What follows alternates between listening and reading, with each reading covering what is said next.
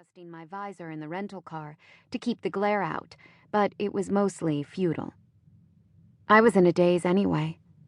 I kept turning Beth's words over while I drove, to the point where I imagined the proper female British voice that came out of my GPS telling me, "This is a bad idea." But I snuffed down my doubts. I wasn't coming out here to obsess about Ethan. I was coming here to do my duty as a citizen and to help with an open murder case. There was nothing wrong with my wanting to make sure the Sagebrush County Sheriff's Office got a clear picture of the man Ethan was. There was something noble about it.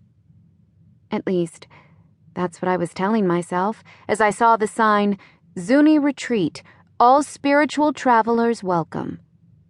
I made the turnoff. The road to the retreat was well paved and wound through a small valley. I could see the dusty brown hills rising on either side as I drove along.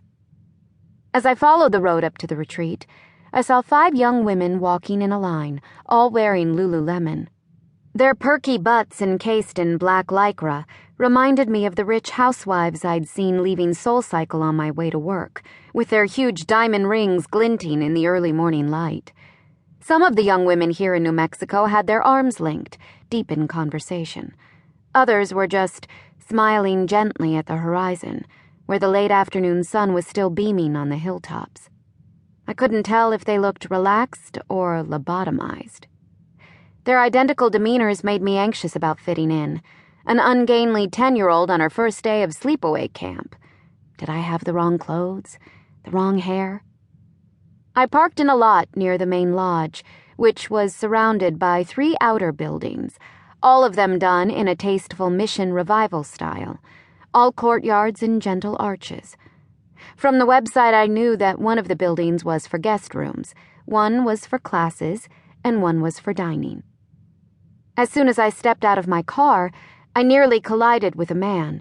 He was so close to me I could smell him. He had the clean musk of someone who had recently showered, but didn't wear deodorant. I hadn't seen him walk over.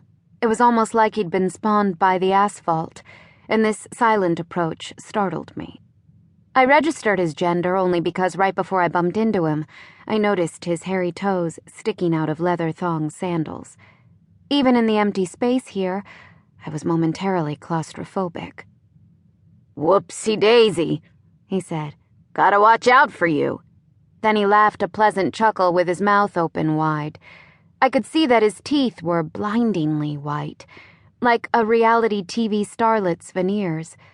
Maybe they looked so bright because the rest of him was so tan.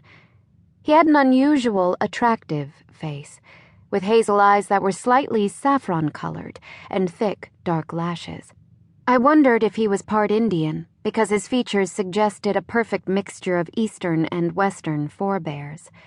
His light purple robe complemented his corporeal color scheme.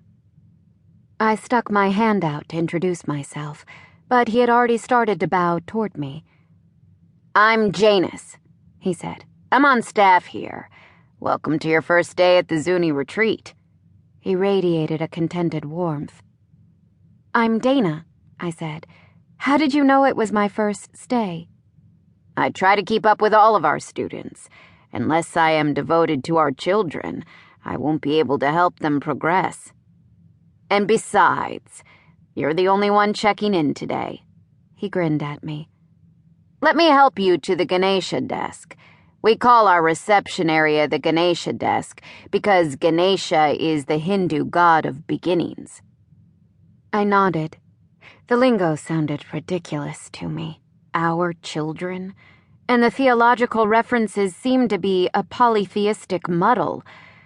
But at least the retreat seemed to be offering a lot of personal attention for the expense. While it wasn't what I was really looking for, I imagined that personal touch was what the other guests were paying for, and what made them come back. "I'm just going to take my bag out of the trunk," I told him. Before I could move, Janus waved his hand. "It's my pleasure to help you. Allow me." I watched him hoist my bag from the trunk in a swift, fluid motion, his defined arms flexing ever so slightly with what seemed to be minimal effort. "Let's go," he said cheerfully. "I can't wait."